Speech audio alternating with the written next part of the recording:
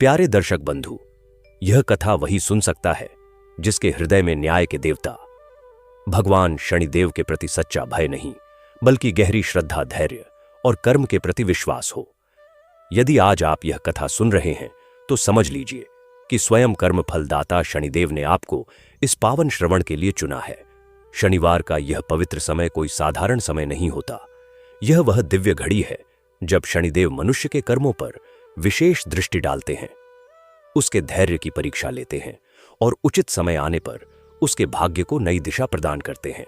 शास्त्रों में कहा गया है कि जो व्यक्ति शनिवार के दिन एकाग्र चित्त से शनिदेव की कथा सुनता है, उसके जीवन में फैली हुई अव्यवस्था, भय, अरण और मानसिक अशांति धीरे धीरे शांत होने लगती है।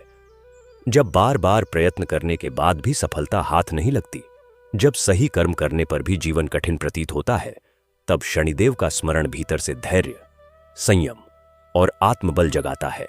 क्योंकि शनिदेव शीघ्र फल नहीं देते, पर जो फल देते हैं वह स्थायी होता है। बहुत प्राचीन समय की बात है। एक साधारण सी वृद्धा थी। ना उसके पास धन था, ना वैभव, ना किसी का सहारा, पर उसके हृदय में शनिदेव के प्रति अटूट विश्वास था। वह हर शनिवार प्रातःकाल स्नान कर काले वस्त्र धारण करती, तिल के तेल का दीपक जलाती और बिना किसी दिखावे के बस यही प्रार्थना करती, हे कर्मों के न्यायाधीश, यदि मेरे भाग्य में कष्ट लिखा है तो मुझे सहन करने की शक्ति देना, और यदि कहीं मुझसे अज्ञानवश कोई अपराध हुआ हो तो उसे सुधारने का अवसर देना। कहते हैं कि उसके जीवन में आने वाली बड़ी बड़ी बाधाएं स्वयं शांत होने लगी, क्योंकि जहां सच्चा पश्चाताप और धैर्य होता है, वहां शनिदेव दंड नहीं, संरक्षण प्रदान करते हैं। प्यारे दर्शक बंधु, शनिदेव केवल कष्ट देने वाले देव नहीं है, जैसा कि अनेक लोग समझ लेते हैं। वे वह शक्ति है जो मनुष्य को समय का महत्व सिखाती है, अहंकार को तोड़ती है और जीवन को अनुशासन में ढालती है। वे टूटे हुए धैर्य को संबल देते हैं, भटके हुए कर्मों को सही मार्ग दिखाते हैं और मनुष्य को यह बोध कराते हैं कि हर विलंब भी ईश्वर की योजना का ही भाग होता है। यह कथा केवल सुनने के लिए नहीं है, यह आत्मचिंतन की साधना है। इसे अंत तक श्रद्धा, संयम और विश्वास के साथ सुनिए, क्योंकि संभव है कि कथा का कोई एक भाव, कोई एक प्रसंग आपके जीवन में चल रही 7.5 ढैया या लंबे समय के संकटों को समझने की दृष्टि प्रदान कर दे। और अंत में यही निवेदन है, प्यारे दर्शक बंधु, यदि आपके हृदय में शनिदेव के लिए सच्ची श्रद्धा और कर्म के प्रति आस्था है, तो ऐसी ही पावन और सत्य कथाओं के लिए हमारे चैनल सनातन आराध्या से जुड़े रहिए। बहुत प्राचीन समय की बात है, जब धरती पर धर्म और अधर्म के बीच संतुलन बनाए रखने के लिए देवताओं ने अपनी अपनी शक्तियों से लोगों की रक्षा का संकल्प लिया था। उसी समय सूर्यदेव के तेज से एक दिव्य शक्ति का जन्म हुआ, जो न्याय का प्रतीक बनी। वह थे कर्म फलदाता शनिदेव, जिनकी दृष्टि से कोई भी प्राणी बच नहीं सकता था, क्योंकि वे क्रोध के नहीं बल्कि न्याय के देवता थे। कहते हैं कि बचपन से ही शनिदेव अत्यंत गंभीर, तपस्वी और सत्यप्रिय थे। उन्होंने कठोर तप करके भगवान शिव को प्रसन्न किया और वरदान पाया कि वे संसार के प्रत्येक जीव को उसके कर्मों के अनुसार फल देंगे। समय बीतता गया और मनुष्य संसार में अहंकार बढ़ने लगा। लोग धर्म भूलकर अन्याय और छल में डूबने लगे। तब देवताओं ने शनिदेव से प्रार्थना की कि वे पृथ्वी पर जाकर कर्म का संतुलन स्थापित करें। शनिदेव अपनी धीमी चाल से जब किसी के जीवन में प्रवेश करते तो राजा को रंक और रंक को राजा बना देते, क्योंकि उनके लिए धन या पद नहीं बल्कि कर्म का तराजू ही सबसे बड़ा था। एक नगर में विक्रम नाम का राजा था, जो स्वयं को सबसे शक्तिशाली समझता था। उसने एक बार सभा में कह दिया कि ग्रहों की शक्ति उससे बड़ी नहीं। तब शनिदेव ने सोचा कि अहंकार को समाप्त करना आवश्यक है, और धीरे धीरे राजा के जीवन में परीक्षा का समय आरंभ हुआ। राज्य छिन गया, मित्र दूर हो गए और राजा को वन में भटकना पड़ा। भूख, प्यास और अपमान सहते हुए जब उसका अहंकार टूट गया, तब उसने सच्चे मन से शनिदेव का स्मरण किया और कहा, हे प्रभु, यदि यह सब मेरे कर्मों का फल है तो मैं इसे स्वीकार करता हूं। उसी क्षण शनिदेव प्रकट हुए और बोले, मैं दंड देने नहीं बल्कि आत्मा को जागृत करने आता हूं। जो मनुष्य कठिन समय में भी धर्म नहीं छोड़ता, वही सच्चा विजेता होता है। राजा को उसका राज्य वापस मिला और उसने जीवन भर न्याय और विनम्रता से शासन किया। तभी से शनिवार का दिन शनिदेव को समर्पित माना गया। इस दिन जो व्यक्ति सच्चे मन से तेल का दीपक जलाकर गरीबों की सेवा करता है, काले तिल और दान देकर कर्म सुधारने का संकल्प लेता है, उसके जीवन के कष्ट धीरे धीरे कम होने लगते हैं। क्योंकि शनिदेव कभी बिना कारण कष्ट नहीं देते, वे केवल मनुष्य को उसके कर्मों का दर्पण दिखाते हैं। कहते हैं कि जिस घर में शनिवार के दिन सत्य बोला जाता है, बुजुर्गों का सम्मान होता है और मेहनत की कमाई से जीवन चलता है, वहां शनिदेव की कृपा स्वयं निवास करती है। इसलिए शनिवार भय का नहीं, बल्कि आत्मचिंतन और सुधार का दिन है। जो व्यक्ति इस दिन अपने भीतर झांकता है, उसे समझ आता है कि भाग्य नहीं, कर्म ही जीवन का वास्तविक आधार है। और जब मनुष्य अपने कर्म सुधार लेता है, तब शनिदेव की कठोर दृष्टि भी कृपा में बदल जाती है और जीवन में स्थिरता, शांति और न्याय का प्रकाश फैल जाता है। यही शनिदेव की महिमा है। यही शनिवार का सच्चा संदेश है कि चाहे समय कितना भी कठिन क्यों ना हो, धर्म और सत्य का मार्ग कभी मत छोड़ो, क्योंकि देर से ही सही, लेकिन न्याय अवश्य मिलता है। और जो शनिदेव पर विश्वास रखता है, उसके जीवन का अंधकार अंततः प्रकाश में बदल ही जाता है। और इसी महिमा की गाथा को और भी गहराई से समझने के लिए हमें उस युग में जाना होगा जब सृष्टि अपने आरंभिक काल में थी, जब देवता और मनुष्य एक दूसरे के निकट थे और जब कर्म का विधान सबसे पहली बार इस धरती पर स्थापित किया गया था। उस समय की बात करें तो तीनों लोकों में एक अद्भुत व्यवस्था थी। स्वर्गलोक में देवता विराजमान थे, पाताल लोक में नागराज और अन्य शक्तियां निवास करती थीं, और मृत्युलोक अर्थात इस पृथ्वी पर मनुष्य अपना जीवन व्यतीत करते थे। इन तीनों लोकों के बीच एक अदृश्य धागा था जिसे कर्म का सूत्र कहते थे, और इसी सूत्र को संभालने का दायित्व शनिदेव को सौंपा गया था। यह दायित्व साधारण नहीं था, क्योंकि कर्म का हिसाब रखना अत्यंत जटिल कार्य था। हर प्राणी के जन्म जन्मांतर के कर्म उनके पास सुरक्षित रहते थे, और जब उचित समय आता तब वे उन कर्मों का फल उस प्राणी को देते थे, बिना किसी भेदभाव के, बिना किसी पक्षपात के, चाहे वह प्राणी राजा हो या रंग आरण्य हो या असुर ब्राह्मण हो या शूद्र। शनिदेव की दृष्टि सबके लिए एक समान थी, और यही उनकी महानता थी, यही उनकी विशेषता थी जो उन्हें अन्य देवताओं से अलग करती थी। शनिदेव के न्याय की यह गाथा केवल एक कथा नहीं है, यह जीवन का सत्य है जिसे समझना प्रत्येक मनुष्य के लिए आवश्यक है। और इसीलिए आज हम इस कथा को विस्तार से सुनेंगे, ताकि हमारे जीवन में भी कर्म का बोध जागृत हो और हम शनिदेव की कृपा के पात्र बन सकें। अब उस समय की बात करते हैं जब देवताओं की सभा में एक महत्वपूर्ण विचार विमर्श हो रहा था। त्रिदेव ब्रह्मा, विष्णु और महेश अपने अपने स्थान पर विराजमान थे और समस्त देवगण उनके सामने उपस्थित थे। सभा में एक गंभीर चिंता का विषय था कि पृथ्वी लोक पर मनुष्यों में अहंकार और अधर्म बढ़ता जा रहा है। लोग अपने कर्तव्यों को भूल रहे हैं। वे सोचते हैं कि धन, बल और वर्चस्व से ही जीवन का उद्देश्य पूरा होता है। धर्म का मार्ग छोड़कर वे अन्याय, अत्याचार और छल कपट का सहारा ले रहे हैं, और इससे सृष्टि का संतुलन बिगड़ रहा है। ब्रह्मा जी ने कहा कि यह समस्या गहरी है, क्योंकि मनुष्य को यदि उसके कर्मों का परिणाम तुरंत न मिले तो वह यह सोचने लगता है कि उसके पाप और अन्याय बिना दंड के रह जाते हैं। इसलिए आवश्यक है कि एक ऐसी शक्ति हो जो निरंतर कर्मों का हिसाब रखे और उचित समय पर उचित फल प्रदान करे। विष्णु जी ने समर्थन करते हुए कहा कि सृष्टि की रक्षा के लिए न्याय का विधान अटल होना चाहिए, और इसके लिए एक ऐसे देव की आवश्यकता है जो निर्लिप्त हो, जिसे माया का प्रलोभन न हो, जो केवल सत्य और कर्म के सिद्धांत पर चले।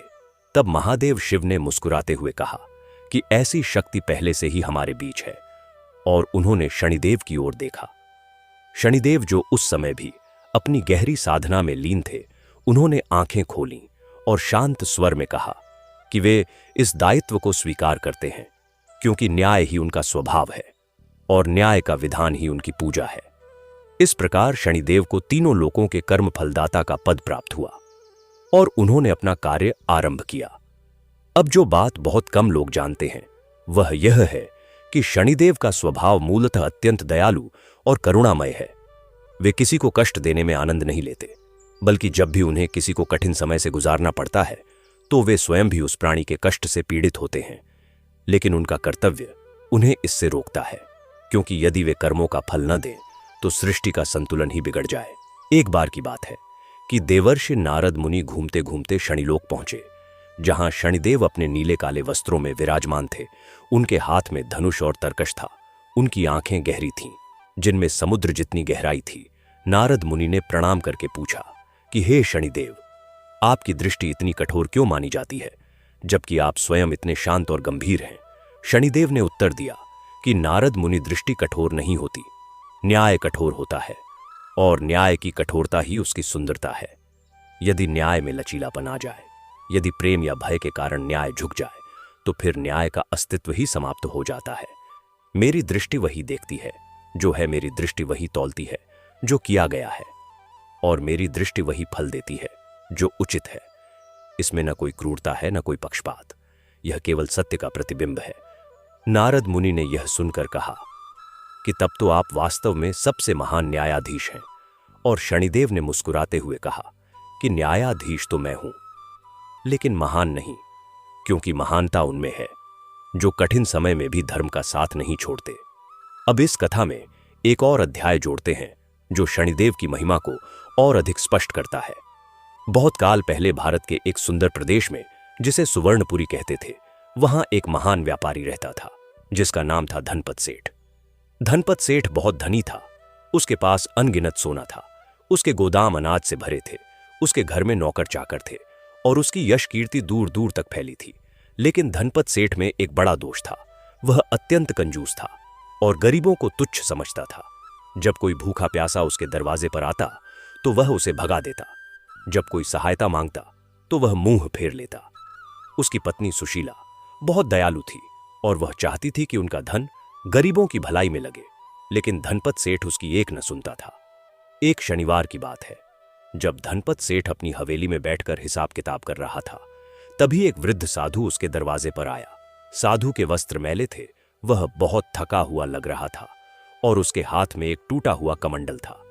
साधु ने कहा, हे सेठ जी, मैं 3 दिनों से भूखा हूं, क्या आप मुझे थोड़ा भोजन दे सकते हैं? धनपत सेठ ने साधु को देखा और रूखे स्वर में कहा कि यहां भिखारियों के लिए कोई जगह नहीं, जाओ। यहां से साधु ने शांत स्वर में कहा कि सेठ जी, एक दिन आपको भी भोजन की आवश्यकता होगी, और याद रखिए, उस दिन यदि कोई आपकी सहायता न करे तो आपको कैसा लगेगा? धनपत सेठ ने क्रोधित होकर कहा कि मैं इतना धनी हूं कि मुझे कभी किसी के सामने हाथ नहीं फैलाना पड़ेगा, और उसने नौकर को बुलाकर साधु को धक्का देकर निकलवा दिया। साधु चुपचाप चला गया, लेकिन जाते समय उसकी आंखों में न क्रोध था न दुख, केवल एक गहरी शांति थी। और उस दिन से धनपत सेठ के जीवन में शनि की 7.5 का प्रभाव आरंभ हो गया। पहले उसके व्यापार में घाटा होने लगा, फिर उसके गोदाम में रखा अनाज सड़ने लगा, फिर उसके कुछ व्यापारी साझेदारों ने उसे धोखा दिया और उसका बहुत सारा धन डूब गया। सुशीला ने कहा कि हमें शनिवार के दिन शनिदेव की पूजा करनी चाहिए और दान देना चाहिए, लेकिन धनपत सेठ ने फिर भी नहीं माना। वह सोचता था कि यह सब संयोग है और जल्द ही सब ठीक हो जाएगा, लेकिन स्थिति सुधरने के बजाय और बिगड़ती गई। धनपत सेठ के व्यापार का एक बड़ा जहाज जो समुद्र से माल लाता था, वह एक तूफान में डूब गया। उसमें करोड़ों का माल था। इस आघात से धनपत सेठ टूट गया। उसके पास जो धन बचा था वह भी धीरे धीरे खर्च होने लगा। नौकर चाकर चले गए, हवेली की मरम्मत के पैसे न रहे, और धनपत सेठ जो कभी सोने के पलंग पर सोता था, वह अब टूटी खाट पर सोने को मजबूर हो गया। एक शनिवार की रात, जब धनपत सेठ अपनी टूटी हवेली में बैठकर अपने भाग्य को कोस रहा था, तब उसे वह वृद्ध साधु याद आया जिसे उसने भूखे प्यासे वापस कर दिया था। और उसे अचानक समझ आया कि शायद उसकी इस दुर्दशा का कारण उसके अपने कर्म है। उसने अपनी पत्नी सुशीला से पूछा कि क्या तुम्हें याद है वह साधु जिसे मैंने धक्का देकर निकाला था? सुशीला ने कहा, हां, और उस दिन से ही हमारी विपदाएं शुरू हुईं। धनपत सेठ की आंखें भर आईं। उसने कहा, मुझे उचित दंड मिला है। मैंने भूखे को भोजन नहीं दिया, मैंने थके को आश्रय नहीं दिया, मैंने गरीब को तुच्छ समझा, और अब ईश्वर ने मुझे वही दिखाया जो मैं दूसरों को दिखाता था। उस रात धनपत सेठ ने सच्चे मन से पश्चाताप किया। उसने शनिदेव से क्षमा मांगी और संकल्प लिया कि यदि उसके पास एक भी पैसा आएगा तो वह उसका एक अंश दान में देगा। अगले शनिवार को धनपत सेठ ने अपने घर में बचा हुआ थोड़ा तेल निकाला और एक दीपक जलाया। उसने काले तिल इकट्ठे किए और पास के मंदिर में शनिदेव को अर्पित किए। उसने अपने टूटे हुए सपनों के बावजूद एक गरीब बच्चे को अपना बचा हुआ अनाज दे दिया। और जब उसने यह किया तो उसके मन में एक अजीब सी शांति आई, ऐसी शांति जो उसने करोड़ों की संपत्ति होने पर भी कभी नहीं अनुभव की थी। उसी सप्ताह उसके एक पुराने मित्र का संदेश आया जो उसे एक नए व्यापार में साझेदार बनाना चाहता था। धनपत सेठ ने विनम्रता से यह प्रस्ताव स्वीकार किया और काम में जुट गया। इस बार वह परिश्रम और ईमानदारी से काम करता था और दान पुण्य को अपने जीवन का अभिन्न हिस्सा बना लिया था। धीरे धीरे उसका व्यापार फिर से खड़ा हुआ और इस बार जो समृद्धि आई वह पहले से भी अधिक स्थिर थी, क्योंकि इस बार उसकी नींव अहंकार में नहीं बल्कि सेवा और कर्म में थी। धनपत सेठ की यह कथा हमें यह सिखाती है कि शनिदेव केवल कष्ट नहीं देते, वे कष्ट के माध्यम से हमें हमारी भूलें दिखाते हैं, और जो मनुष्य उन भूलों को समझकर अपना मार्ग बदल लेता है उसके लिए शनिदेव की कृपा का द्वार सदा खुला रहता है। अब हम एक और कथा की ओर चलते हैं जो शनिदेव के एक अलग रूप को दर्शाती है। यह कथा एक ऐसे नौजवान की है जिसका नाम था रमेश। रमेश एक साधारण परिवार में जन्मा था। उसके पिता खेती करते थे और परिवार में बड़ी मुश्किल से गुजारा चलता था। रमेश पढ़ने में होशियार था और उसने अपनी मेहनत से शिक्षा प्राप्त की थी, लेकिन जब वह नौकरी की तलाश में शहर गया तो उसे बहुत संघर्ष करना पड़ा। वह एक छोटी सी कोठरी में रहता था। पास में खाने के लिए भी पैसे नहीं होते थे, लेकिन रमेश ने हार नहीं मानी। वह हर शनिवार को शनिदेव के मंदिर जाता था, वहां तेल का दीपक जलाता था और सच्चे मन से प्रार्थना करता था कि हे शनिदेव, मुझे शक्ति दो कि मैं अपने माता पिता के लिए कुछ कर सकूं। मुझे कोई बड़ी दौलत नहीं चाहिए, बस इतना दो कि उन्हें भूखे न रहना पड़े। रमेश की यह प्रार्थना निस्वार्थ थी और शनिदेव की दृष्टि में निस्वार्थ कर्म सबसे बड़ा होता है। कुछ समय बाद रमेश को एक छोटी सी नौकरी मिली। कम तनख्वाह थी, लेकिन उसने संतोष के साथ काम किया। वह ईमानदार था, परिश्रमी था और कभी बेईमानी का मार्ग नहीं अपनाया। यहां तक कि जब उसके साथियों ने उसे बेईमानी के रास्ते से जल्दी आगे बढ़ने के लिए प्रोत्साहित किया, तब भी रमेश ने मना कर दिया। उसने कहा कि जो मेहनत से कमाया जाए वही सच्चा धन है और बेईमानी की कमाई से आया धन कभी टिकता नहीं। धीरे धीरे रमेश की मेहनत और ईमानदारी से उसके अधिकारियों ने उसे पहचाना और उसे पदोन्नति मिलती गई। वर्षों की मेहनत के बाद रमेश एक बड़े पद पर पहुंचा। उसने अपने माता पिता को शहर बुला लिया, उनके लिए एक अच्छा घर बनाया और अपने गांव में भी एक छोटा सा विद्यालय खुलवाया ताकि गरीब बच्चे पढ़ सकें। रमेश ने जब एक बार किसी ने उससे पूछा कि तुम्हारी सफलता का रहस्य क्या है, तो उसने कहा कि मैंने कभी शनिदेव से धन नहीं मांगा, मैंने केवल शक्ति मांगी और उन्होंने मुझे वह शक्ति दी जो मेहनत और ईमानदारी के रूप में मेरे भीतर पहले से थी। बस उन्होंने उसे जागृत किया।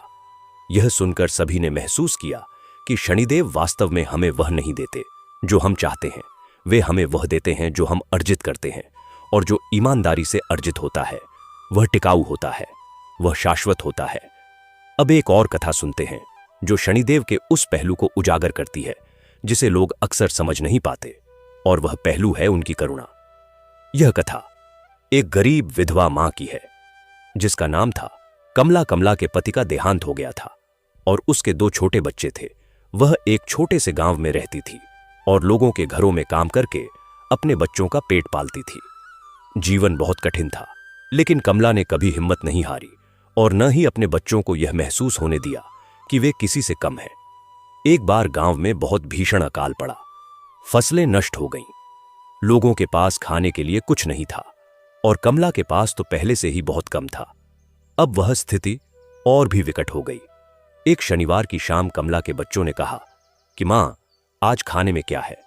कमला के पास एक मुट्ठी भर आटा था जिससे बड़ी मुश्किल से एक रोटी बन सकती थी। उसने वह आटा निकाला और सोचने लगी कि इससे बच्चों का पेट तो भरेगा नहीं, लेकिन जो है वह तो दे ही सकती है। तभी दरवाजे पर एक आवाज आई और एक बूढ़ी औरत आई जिसने कहा कि बेटी, मैं 3 दिनों से भूखी हूं, क्या तुम्हारे पास कुछ है? कमला ने सोचा कि उसके पास तो खुद के लिए भी पर्याप्त नहीं है, लेकिन किसी भूखे को खाली हाथ लौटाना उसके स्वभाव में नहीं था। उसने वह एक मुट्ठी आटा गूंधा और जो रोटी बनी वह बूढ़ी औरत को दे दी और अपने बच्चों से कहा कि आज हम पानी पीकर सो जाएंगे, कल भगवान कुछ व्यवस्था करेंगे। बूढ़ी औरत ने रोटी खाई और उसकी आंखों से आंसू आ गए। उसने कमला का हाथ पकड़ा और कहा, बेटी, तुझे पता नहीं कि तूने आज क्या किया है, लेकिन एक दिन तुझे पता चल जाएगा। और यह कहकर वह चली गई। अगले दिन एक चमत्कार हुआ। गांव के मुखिया के यहां से संदेश आया कि जो भी परिवार जरूरतमंद है वे उनके घर आकर अनाज ले जाएं। किसी ने मुखिया को बताया था कि कमला के बच्चे भूखे हैं और मुखिया ने खुद उसके घर अनाज पहुंचाने का इंतजाम किया।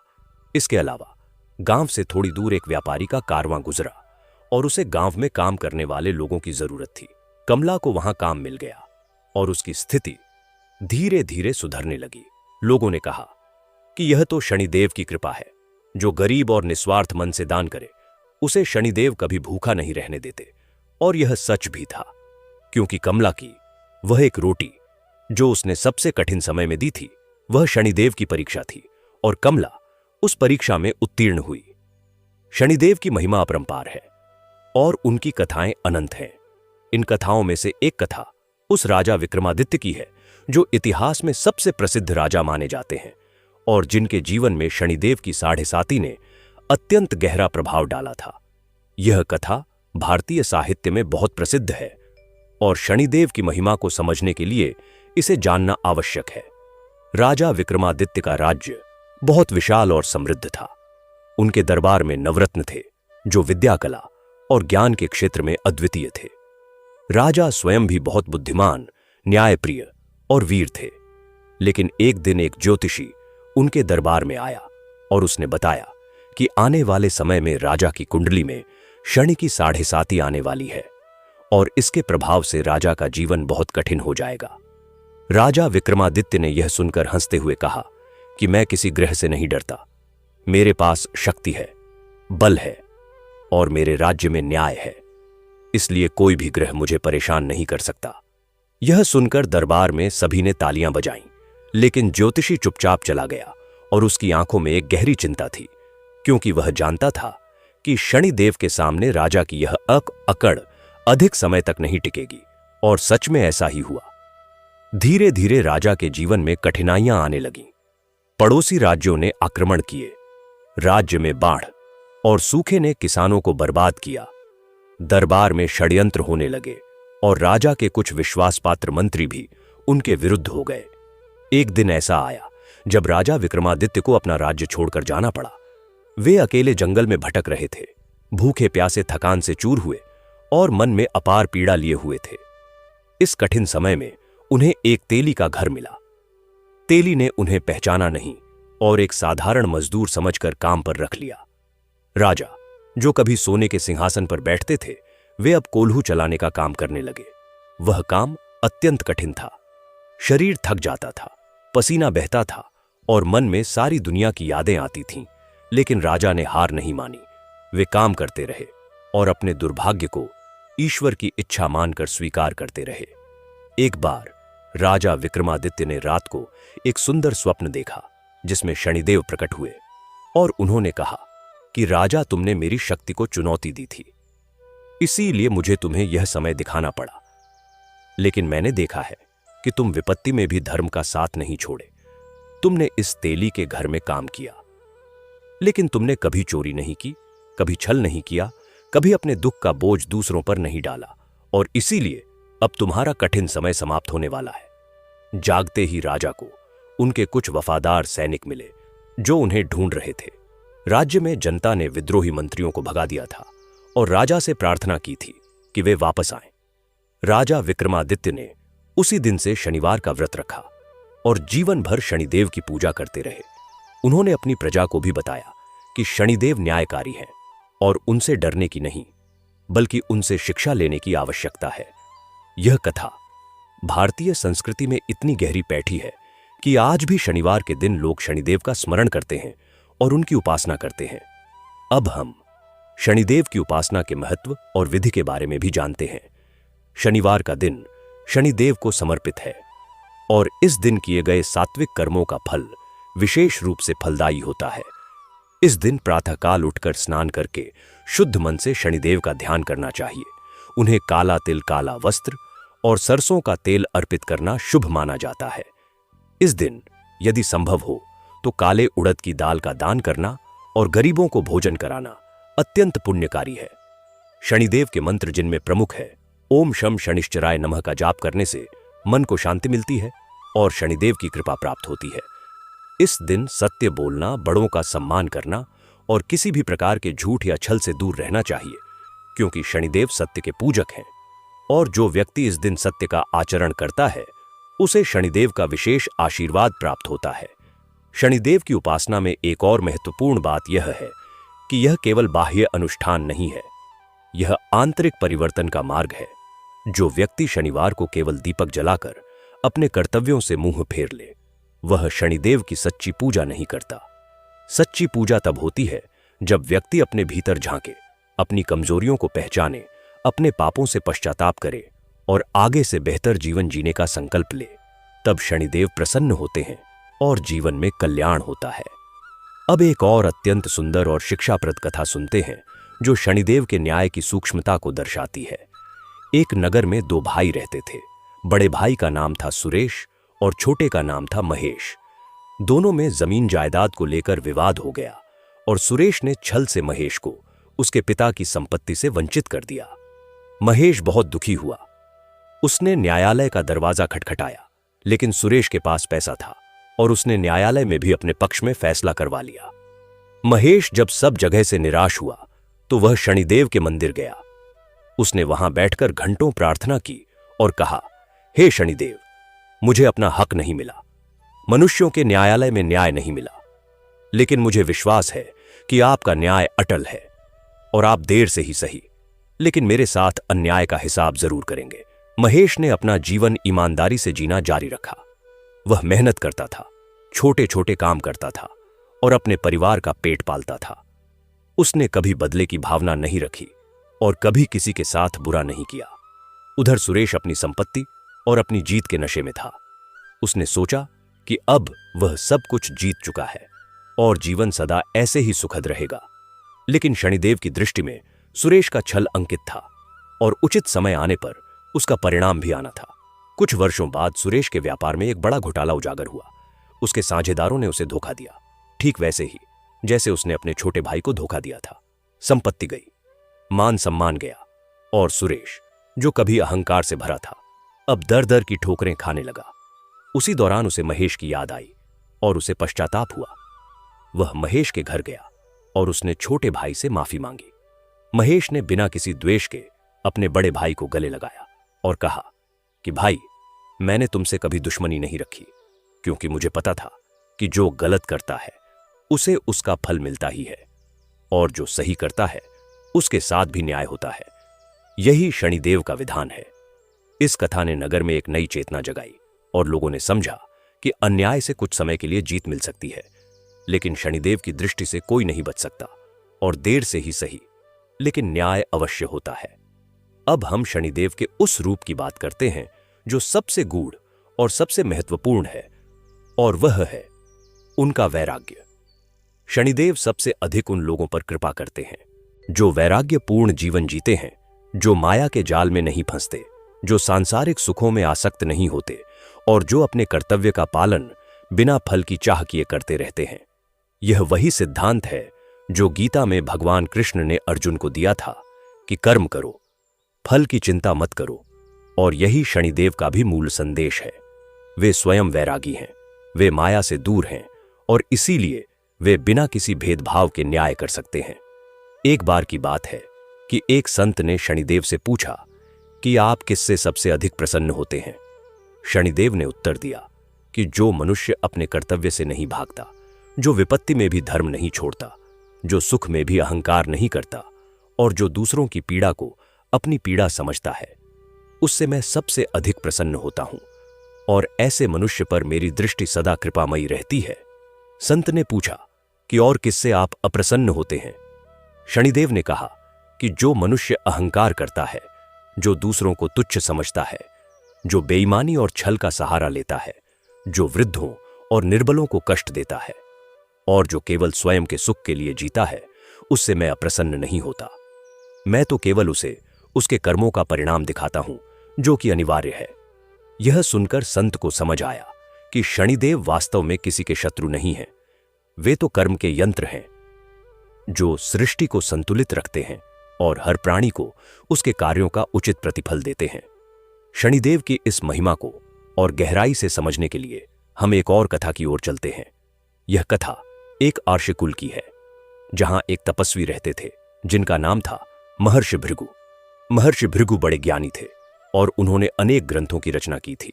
लेकिन एक बार उनके मन में यह जिज्ञासा उत्पन्न हुई कि तीनों देवों में ब्रह्मा, विष्णु और महेश में से कौन सबसे महान है। उन्होंने तीनों की परीक्षा लेने का निश्चय किया। इस परीक्षा के बाद उन्होंने घोषणा की कि विष्णु सबसे महान है। इस पूरे प्रसंग में महर्षि भृगु का अहंकार जागृत हो गया कि वे इतने बड़े बड़े देवताओं की परीक्षा ले सकते हैं, और उनके जीवन में शनि की दृष्टि पड़ी, क्योंकि अहंकार चाहे किसी भी रूप में हो, शनिदेव उसे सहन नहीं करते। कुछ समय बाद महर्षि भृगु के आश्रम में अनेक कठिनाइयां आईं। उनके शिष्य बिखर गए, उनकी तपस्या में विघ्न आने लगे और उनका मन अशांत हो गया। उन्होंने ध्यान लगाकर इसका कारण जानने का प्रयास किया और उन्हें ज्ञात हुआ कि उनके अहंकार के कारण शनि की दृष्टि उन पर पड़ी है। महर्षि भृगु ने तब गहरे आत्मचिंतन में बैठकर अपने भीतर झांका और उन्हें समझ आया कि ज्ञान और विद्या होने पर भी यदि अहंकार जागृत हो जाए तो वह सारी साधना को निष्फल कर देती है। उन्होंने शनिदेव से क्षमा मांगी और संकल्प लिया कि वे अपने ज्ञान का उपयोग विनम्रता के साथ दूसरों की भलाई के लिए करेंगे। इसके बाद उनका जीवन फिर से सुचारू हो गया और उन्होंने जो ग्रंथ लिखे वे और भी अधिक प्रभावशाली हुए, क्योंकि उनमें ज्ञान के साथ विनम्रता का भी समावेश था। यह कथा हमें बताती है कि शनिदेव की दृष्टि से कोई नहीं बच सकता, चाहे वह साधारण मनुष्य हो या महर्षि, चाहे वह राजा हो या आर्षी अहंकार का नाश और विनम्रता की स्थापना। यही शनिदेव का परम उद्देश्य है, और जो इस उद्देश्य को समझ लेता है वह स्वयं ही शनि की साढ़े साती को अपने जीवन का सबसे बड़ा वरदान मान लेता है, क्योंकि इस काल में जो परिपक्वता आती है वह किसी और प्रकार से नहीं आती। अब हम शनिदेव के उस अनंत विधान की बात करते हैं जो सृष्टि के आरंभ से चला आ रहा है। यह विधान यह कहता है कि प्रत्येक क्रिया की एक प्रतिक्रिया होती है, प्रत्येक कर्म का एक फल होता है, और यह फल अनिवार्य है, अटल है और समयबद्ध है। शनिदेव इसी विधान के संरक्षक हैं और इसीलिए उन्हें कर्म फलदाता कहा जाता है। यह विधान न केवल मनुष्यों पर लागू होता है बल्कि देवताओं पर भी लागू होता है, और यहां तक कि स्वयं शनिदेव भी अपने कर्मों के फल से मुक्त नहीं है। यह एक अत्यंत गहरी बात है जो यह दर्शाती है कि ब्रह्मांड में कोई भी इस विधान से परे नहीं है। यह विधान ही सृष्टि की व्यवस्था है और इसी से सब कुछ संचालित होता है। शनिदेव के जीवन में एक प्रसंग आया जब उन्हें स्वयं अपने कर्मों का परिणाम भोगना पड़ा। यह प्रसंग उनकी महानता को और भी उजागर करता है। बहुत प्राचीन काल में शनिदेव के एक निर्णय से एक महान आर्षि को कष्ट हुआ था। उस अर्षि ने शनिदेव से कहा कि आपने मुझे जो दंड दिया वह उचित था, लेकिन उसके परिणाम स्वरूप मेरी तपस्या टूट गई और मेरे शिष्यों को कष्ट हुआ। शनिदेव ने विनम्रता से स्वीकार किया कि उनके निर्णय से अनचाहे कष्ट हुए, और उन्होंने अर्षि से क्षमा मांगी और उनके शिष्यों की भलाई के लिए अपनी शक्ति का उपयोग किया। यह प्रसंग दर्शाता है कि शनिदेव केवल दंड देने में नहीं बल्कि उस दंड के अनपेक्षित परिणामों की भी जिम्मेदारी लेने में विश्वास रखते हैं, और इसीलिए वे सच्चे न्यायाधीश हैं, क्योंकि सच्चा न्याय केवल दंड में नहीं बल्कि समग्र विचार में निहित होता है। शनिदेव की पूजा का एक विशेष पहलू यह भी है कि इस पूजा में दूसरों की सेवा का विशेष महत्व है। जो व्यक्ति गरीबों की सेवा करता है, अपाहिजों की मदद करता है, वृद्धों का सहारा बनता है और जानवरों पर दया करता है, वह शनिदेव को सबसे अधिक प्रिय है, क्योंकि शनिदेव स्वयं निर्बलों के रक्षक हैं, और जो उनकी रक्षा करता है वह शनिदेव के मार्ग पर चलता है। एक कथा है कि एक बार एक व्यक्ति ने शनिदेव के मंदिर में बड़ा भारी आयोजन किया। सोने चांदी से मंदिर को सजाया, बड़े बड़े भोज का आयोजन किया और अपने आप को शनिदेव का सबसे बड़ा भक्त घोषित किया। उसी दिन एक गरीब बुढ़िया शनिदेव के मंदिर आई। उसके पास कुछ नहीं था, केवल एक छोटा सा तेल का दीपक। जो उसने बड़ी मुश्किल से जुटाया था, उसने वह दीपक जलाया और सच्चे मन से शनिदेव को याद किया। उसकी आंखों में आंसू थे और उसके हृदय में भक्ति थी। शनिदेव ने उस रात स्वप्न में उस धनी व्यक्ति को दर्शन दिए और कहा कि तुम्हारे भव्य आयोजन से मैं प्रसन्न नहीं हुआ, क्योंकि तुमने यह सब अपने दिखावे के लिए किया था। लेकिन उस बुढ़िया के एक छोटे से दीपक से मैं अत्यंत प्रसन्न हुआ, क्योंकि उसने जो दिया वह सब कुछ दिया जो उसके पास था, और उसने यह निस्वार्थ भाव से दिया। तब से वह धनी व्यक्ति समझ गया कि शनिदेव की पूजा दिखावे में नहीं बल्कि भाव में है, और उसने अपने धन का उपयोग गरीबों की सेवा में लगाना शुरू किया। शनिदेव की इस कृपा ने उसके जीवन को एक नई दिशा दी और वह एक सच्चा सेवक बन गया। शनिदेव की महिमा का एक और पक्ष है जो बहुत कम लोगों को ज्ञात है, और वह यह है कि शनिदेव सबसे अधिक मेहनतकश लोगों के देव हैं। जो लोग दिन रात परिश्रम करते हैं, जो अपने हाथों से काम करते हैं, जो पसीना बहाकर अपना जीवन चलाते हैं, उन पर शनिदेव की विशेष कृपा होती है। मजदूर, किसान, कारीगर और साधारण जन शनिदेव के सबसे प्रिय भक्त हैं, क्योंकि ये लोग कर्म के माध्यम से जीवन जीते हैं और शनिदेव कर्म के देव हैं।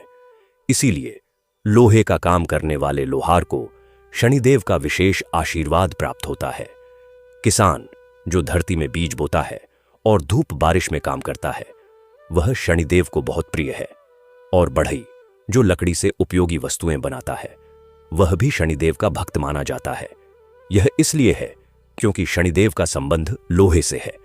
लोहे की तरह ही शनिदेव का स्वभाव है कठोर लेकिन उपयोगी, और जो इस कठोरता को समझ लेता है वह जीवन में लोहे की तरह ही मजबूत बन जाता है।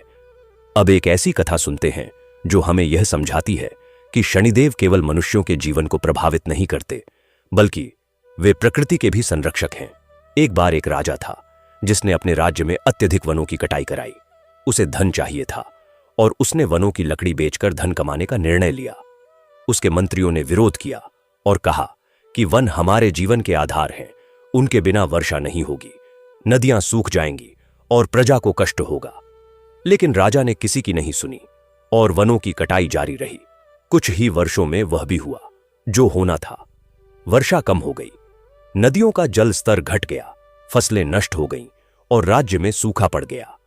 राजा का खजाना जो लकड़ी की बिक्री से भरा था, वह भी सूखे की मार से खाली हो गया, क्योंकि जब प्रजा ही संकट में हो तो राजा का खजाना कैसे भरा रहे।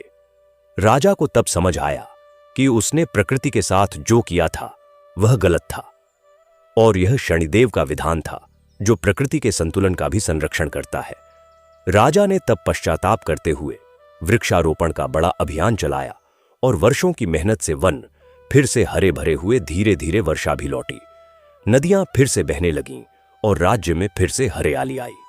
शनिदेव ने इस कथा के माध्यम से यह संदेश दिया कि कर्म केवल मनुष्यों के प्रति नहीं बल्कि प्रकृति के प्रति भी होते हैं, और जो प्रकृति के साथ अन्याय करता है वह अंततः स्वयं के साथ अन्याय करता है। यह कथा आज के युग में और भी प्रासंगिक है, क्योंकि आज मनुष्य प्रकृति का अत्यधिक दोहन कर रहा है और इसके परिणाम भी सामने आने लगे हैं। शनिदेव का विधान कहता है कि इसका परिणाम भी अवश्य मिलेगा, और यदि मनुष्य अभी सावधान हो जाए तो उस परिणाम की तीव्रता को कम किया जा सकता है। अब हम उस कथा की ओर चलते हैं जो शनिदेव और भगवान हनुमान के संबंध को दर्शाती है। यह कथा बहुत प्रसिद्ध है और शनिवार के दिन इसे सुनने का विशेष महत्व है। जब लंका पर हनुमान जी ने आक्रमण किया और रावण के महल में आग लगाई, तब रावण ने अनेक देवों और ग्रहों को शनिदेव सहित बंदी बनाया हुआ था। हनुमान जी जब वहां पहुंचे तो उन्होंने शनिदेव को बंधनों में देखा। हनुमान जी ने शनिदेव को मुक्त किया। इससे शनिदेव बहुत प्रसन्न हुए और उन्होंने वचन दिया कि जो भी व्यक्ति हनुमान जी का भक्त होगा उसे वे कभी अत्यधिक कष्ट नहीं देंगे, और यदि देंगे भी तो हनुमान जी की कृपा से वह कष्ट सहनीय बना देंगे। इसीलिए आज भी शनिवार के दिन हनुमान मंदिर में दर्शन करना और सुंदरकांड का पाठ करना अत्यंत शुभ माना जाता है, क्योंकि हनुमान जी की भक्ति शनिदेव के प्रकोप को शांत करती है। यह केवल मिथक नहीं है, बल्कि इसके पीछे एक गहरा अर्थ है। हनुमान जी का स्वभाव वैसा ही है जैसा एक सच्चे कर्मयोगी का होना चाहिए। वे सदा दूसरों के लिए काम करते हैं, अपने सुख की परवाह नहीं करते, और भगवान के प्रति उनकी भक्ति अटूट है। यही गुण शनिदेव को भी सबसे प्रिय है। इसलिए जो व्यक्ति हनुमान जी के मार्ग पर चलता है, अर्थात निस्वार्थ सेवा, परिश्रम और भक्ति का मार्ग अपनाता है, वह शनिदेव की कृपा का पात्र बन जाता है। शनिदेव की महिमा अनंत है और उनकी कथाएं असंख्य हैं। हर युग में, हर काल में शनिदेव ने अपने न्याय से सृष्टि का संतुलन बनाए रखा है और हर उस मनुष्य को पुरस्कृत किया है जो धर्म के मार्ग पर चला है, चाहे उसे कितनी भी कठिनाइयों का सामना करना पड़ा हो। शनिदेव की साढ़े साती, जो 7 वर्षों तक चलती है, वह वास्तव में एक महापरीक्षा है जिसमें मनुष्य की आंतरिक शक्ति की परीक्षा होती है, और जो इस परीक्षा में उत्तीर्ण होता है वह जीवन के सबसे गहरे सत्य को जान लेता है कि धन नहीं, पद नहीं, मान नहीं, बल्कि चरित्र, कर्म और आत्मा की शुद्धता ही वास्तविक संपत्ति है। इसी संपत्ति से जीवन में स्थायी सुख आता है और इसी संपत्ति को शनिदेव की कृपा से प्राप्त किया जा सकता है। शनिवार को प्रातःकाल जब सूर्य उदय होता है तो उस सुनहरी रोशनी में शनिदेव की उपस्थिति का अनुभव करें और मन में यह संकल्प करें कि आज का दिन सत्य के साथ जीऊंगा, ईमानदारी के साथ काम करूंगा, किसी के साथ अन्याय नहीं करूंगा और जहां तक संभव हो किसी की सहायता करूंगा। यही शनिदेव की सच्ची पूजा है और यही वह मार्ग है जिस पर चलकर जीवन में शनिदेव की कृपा स्वतः प्रवाहित होने लगती है। अब हम एक और प्रसंग की बात करते हैं जो शनिदेव के उस पहलू को दर्शाता है जिसे न्याय में करुणा का संयोग कहा जा सकता है। यह प्रसंग है एक बालक का जो अपनी मां के साथ बहुत ही कठिन परिस्थितियों में जी रहा था। उस बालक का नाम था सोहन। उसके पिता बचपन में ही गुजर गए थे और मां मेहनत मजदूरी करके उसका पेट पालती थी। सोहन बहुत होशियार था और पढ़ना चाहता था, लेकिन पैसों के अभाव में वह पढ़ नहीं सकता था। एक शनिवार को सोहन शनिदेव के मंदिर गया और उसने बहुत सरल लेकिन सच्चे शब्दों में कहा, हे शनिदेव, मैं बड़ा होकर अपनी मां को कष्ट से मुक्त करना चाहता हूं। क्या आप मुझे पढ़ने का मौका दे सकते हैं? उस बच्चे की प्रार्थना में कोई लालच नहीं था, कोई स्वार्थ नहीं था, केवल एक पुत्र का अपनी मां के प्रति प्रेम था और शनिदेव को ऐसी निस्वार्थ प्रार्थना सबसे अधिक प्रिय है। उसी सप्ताह गांव में एक धनी व्यापारी आया जो होनहार बच्चों को छात्रवृत्ति देना चाहता था। सोहन की प्रतिभा को देखकर उस व्यापारी ने उसे छात्रवृत्ति दी और सोहन की शिक्षा का मार्ग खुल गया। सोहन ने मन लगाकर पढ़ाई की और वर्षों बाद एक बड़ा अधिकारी बना। उसने अपनी मां को सभी कष्टों से मुक्त किया और अपने गांव में एक विद्यालय खुलवाया ताकि और बच्चों को भी वही मौका मिले जो उसे मिला था। लोगों ने कहा कि यह शनिदेव की कृपा है और सोहन ने हर शनिवार को शनिदेव का आभार मानते हुए गरीब बच्चों की शिक्षा के लिए दान करना अपना नियम बना लिया। शनिदेव की महिमा इस प्रकार पीढ़ी दर पीढ़ी आगे बढ़ती रही और जो भी इस महिमा को जानकर अपने जीवन में कर्म और सत्य का मार्ग अपनाता है वह शनिदेव का सच्चा भक्त बन जाता है। अब एक अंतिम विचार इस कथा को और भी संपूर्ण करेगा और वह यह है कि शनिदेव की उपस्थिति केवल मंदिरों में नहीं है, वे हर जगह हैं। हर उस जगह जहां न्याय की मांग है, हर उस जगह जहां कोई अपने कर्तव्य का पालन ईमानदारी से करता है, हर उस जगह जहां कोई कठिन समय में भी हिम्मत नहीं हारता, वहां शनिदेव की कृपा विद्यमान है। इसलिए शनिवार केवल एक दिन नहीं है, यह एक चेतावनी है, एक याद दिलाना है कि हम अपने कर्मों के प्रति जागरूक रहें, कि हम अपने जीवन में न्याय, सत्य और सेवा को प्राथमिकता दें और कि हम अहंकार से दूर रहें, क्योंकि अहंकार ही वह एकमात्र बाधा है जो मनुष्य और शनिदेव की कृपा के बीच खड़ी होती है। जो व्यक्ति यह समझ लेता है वह शनिदेव की साढ़े साती को भी एक वरदान के रूप में स्वीकार करता है और उस कठिन समय में भी मुस्कुराते हुए कहता है कि हे शनिदेव, आपका धन्यवाद कि आपने मुझे मेरे कर्मों का दर्पण दिखाया और मुझे बेहतर बनने का अवसर दिया। इसी विश्वास से जीवन में स्थिरता आती है, इसी विश्वास से मन में शांति आती है और इसी विश्वास से शनिदेव की कृपा का अनुभव होता है। शनिदेव की जय हो, न्याय की जय हो और उन सभी की जय हो जो कठिन समय में भी धर्म का मार्ग नहीं छोड़ते। यही इस कथा का सार है, यही शनिवार का संदेश है और यही वह ज्ञान है जो हमारे जीवन को सार्थक बनाता है। अब हम इस कथा को और आगे ले जाते हैं और उन अनगिनत प्रसंगों की ओर चलते हैं जो शनिदेव की महिमा को और भी विस्तार से समझाते हैं, क्योंकि शनिदेव की कथाएं उतनी ही गहरी हैं जितना आकाश विशाल है और जितनी धरती असीम है। उस प्राचीन काल में जब सृष्टि नई नई थी और जब मनुष्य धीरे धीरे इस पृथ्वी पर अपना जीवन बसा रहा था, उस समय शनिदेव की भूमिका और भी महत्वपूर्ण थी, क्योंकि उस समय मनुष्य के पास न विज्ञान था न तकनीक थी। केवल था तो उनका कर्म था, उनकी मेहनत थी और ईश्वर के प्रति उनकी आस्था थी। उस समय शनिदेव सबसे अधिक उन लोगों के साथ थे जो अपने हाथों से धरती जोतते थे, जो बीज बोते थे और जो फसल उगाते थे। किसान के जीवन में शनिदेव की उपस्थिति सबसे अधिक महसूस होती है, क्योंकि किसान का जीवन ही कर्म का सबसे सुंदर उदाहरण है। वह बोता है, परिश्रम करता है और फिर फल की प्रतीक्षा करता है, बिना किसी गारंटी के, बिना किसी निश्चितता के, केवल विश्वास के साथ कि उसकी मेहनत व्यर्थ नहीं जाएगी। और यह विश्वास ही शनिदेव की सबसे बड़ी शिक्षा है। एक बार एक किसान था जिसका नाम था भोला। भोला की जमीन थोड़ी थी और उसमें भी पानी की कमी थी, लेकिन भोला ने कभी हार नहीं मानी। वह सुबह से शाम तक खेत में काम करता था और शाम को शनिदेव का नाम लेकर सो जाता था। उसकी पत्नी और बच्चे भी मेहनत करते थे और मिलजुल कर परिवार का काम चलाते थे। एक साल भीषण सूखा पड़ा, आसमान से बारिश नहीं हुई और नदियां सूख गईं। दूसरे किसानों ने खेती छोड़ दी, लेकिन भोला ने नहीं छोड़ी। उसने कुआं खोदा, जहां थोड़ा पानी था उसे बाल्टी से निकाला और अपने खेत में सींचा। यह काम बहुत कठिन था, लेकिन भोला ने हार नहीं मानी। उस साल जब दूसरे किसानों की फसल नहीं हुई, तब भोला के खेत में थोड़ी फसल हुई जो उसके परिवार के लिए पर्याप्त थी और उसके पास पड़ोसियों के लिए भी कुछ बचा। भोला ने वह फसल अपने तक नहीं रखी, बल्कि पड़ोसियों को भी बांटी, क्योंकि उसने सोचा कि यदि मेरे पास खाना है और मेरे पड़ोसी भूखे हैं तो यह अन्याय होगा। अगले साल अच्छी बारिश हुई और भोला का खेत लहलहाया। उसकी फसल इतनी अच्छी हुई कि पूरे गांव में चर्चा होने लगी। लोगों ने कहा कि यह शनिदेव की कृपा है जो मेहनत और सेवा का फल देते हैं, और भोला ने हर शनिवार को शनिदेव के मंदिर जाकर आभार व्यक्त किया। उसका यह आभार थोथा नहीं था, बल्कि उसने हर साल अपनी फसल का एक हिस्सा गरीबों को देना अपना धर्म बना लिया था। भोला की यह कथा हमें बताती है कि शनिदेव उन लोगों को अवश्य नवाजते हैं जो अपनी मेहनत को दूसरों की सेवा के साथ जोड़ते हैं, जो केवल अपने लिए नहीं बल्कि दूसरों के लिए भी सोचते हैं और जो कठिन समय में भी अपना मनुष्यत्व नहीं खोते।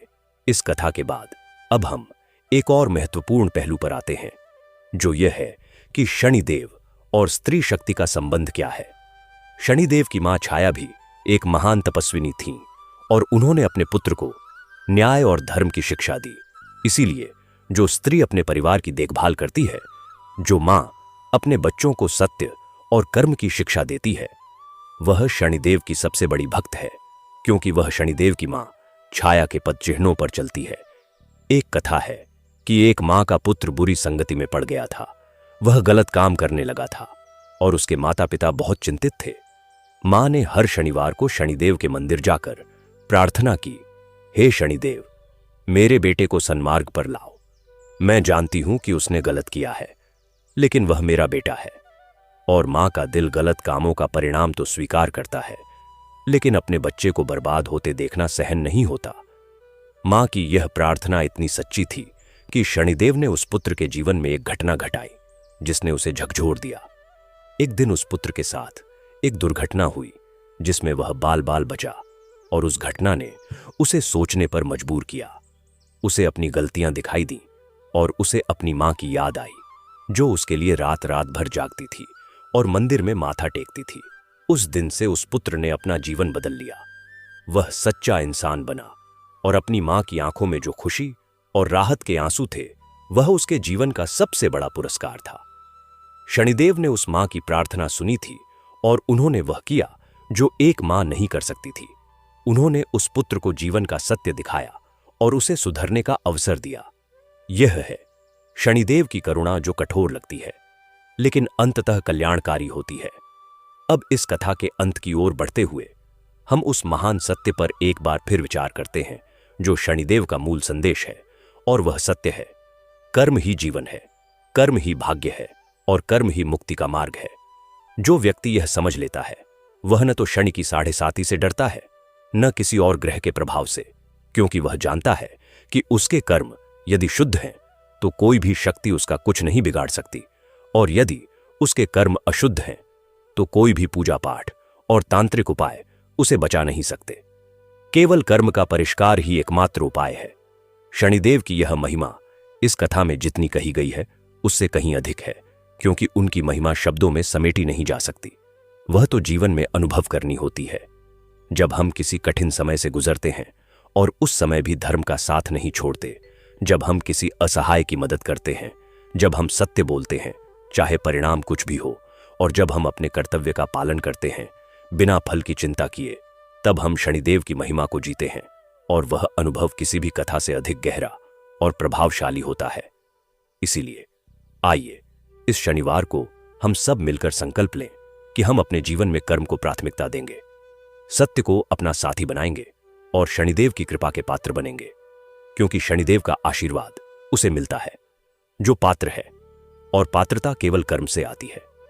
शनिदेव की जय हो और जय हो उस सत्य की जो सदा अजेय रहा है और सदा रहेगा। इसी सत्य के साथ इस कथा को अभी यहां विराम नहीं दे रहे, बल्कि इसे आगे और भी गहराई से समझाते हुए उन अनेक युगों की यात्रा करते हैं जब शनिदेव ने अपने न्याय से संसार को सुधारा, और जब धरती पर कोई ऐसा प्राणी था जो अपने कर्म से भटका, तब शनिदेव ने उसे सही मार्ग पर लाने का प्रयास किया। द्वापर युग की बात करें तो उस समय महाभारत का युद्ध होने से पहले शनिदेव की भूमिका अत्यंत महत्वपूर्ण थी। कौरवों के राज्य में जो अन्याय हो रहा था, जो छल और कपट का बोलबाला था, वह शनिदेव की दृष्टि में अंकित था। दुर्योधन ने अपने चचेरे भाइयों के साथ जो किया था, जुए में छल किया था, द्रौपदी का अपमान किया था, पांडवों को उनके राज्य से वंचित किया था, यह सब शनिदेव के हिसाब में दर्ज था, और इसीलिए महाभारत का युद्ध हुआ जिसमें कौरव पक्ष का समूल नाश हो गया। शनिदेव ने इस घटना के माध्यम से यह संदेश दिया कि अन्याय चाहे कितने भी शक्तिशाली लोग करें, उसका परिणाम अवश्य भोगना पड़ता है, और यह परिणाम केवल उस व्यक्ति तक सीमित नहीं रहता, बल्कि उसके पूरे वंश और परिवार तक पहुंचता है। इसीलिए बुजुर्ग कहते हैं कि गलत काम करने से पहले यह सोचो कि इसका असर केवल तुम पर नहीं, बल्कि तुम्हारे परिवार पर भी पड़ेगा। यह शनिदेव का विधान है, और यह विधान अटल है। त्रेता युग की बात करें तो रावण के जीवन में भी शनिदेव की भूमिका अत्यंत महत्वपूर्ण थी। रावण बहुत विद्वान था, उसने वेदों का अध्ययन किया था, शिव की आराधना की थी और बड़ी बड़ी तपस्याएं की थीं, लेकिन उसके जीवन में एक बड़ी कमजोरी थी, और वह थी उसका अहंकार और स्त्री के प्रति उसका गलत दृष्टिकोण। जब उसने सीता मां का अपहरण किया, तब शनिदेव को झात था कि यह कर्म रावण के विनाश का कारण बनेगा, और वास्तव में ऐसा ही हुआ। रावण की सारी विद्या, सारी शक्ति और सारा वैभव एक गलत कर्म के कारण नष्ट हो गया, और लंका जो सोने की थी वह धूल में मिल गई। इस कथा से शनिदेव का संदेश यही है कि कितना भी ज्ञान हो, कितनी भी शक्ति हो, यदि उसका उपयोग गलत उद्देश्यों के लिए किया जाए तो उसका परिणाम विनाशकारी होता है। और जो व्यक्ति इस सत्य को समझ लेता है वह अपनी शक्तियों का सदुपयोग करता है और शनिदेव की कृपा का पात्र बनता है। अब सतयुग की ओर चलते हैं, जब सृष्टि बिल्कुल नई थी और मनुष्य ने पाप को बहुत कम जाना था। उस समय शनिदेव की भूमिका एक संरक्षक की थी। वे सृष्टि की व्यवस्था को बनाए रखते थे और यह सुनिश्चित करते थे कि हर प्राणी को उसके योग्य स्थान और परिस्थितियां मिलें। कलयुग में जो हम आज जी रहे हैं, शनिदेव की भूमिका सबसे अधिक महत्वपूर्ण हो गई है, क्योंकि इस युग में अहंकार, बेईमानी और अधर्म सबसे अधिक है, और इसी युग में शनिदेव का न्याय सबसे तीव्र गति से काम करता है, क्योंकि जितना अधिक अधर्म होगा उतना ही तीव्र न्याय की आवश्यकता होगी।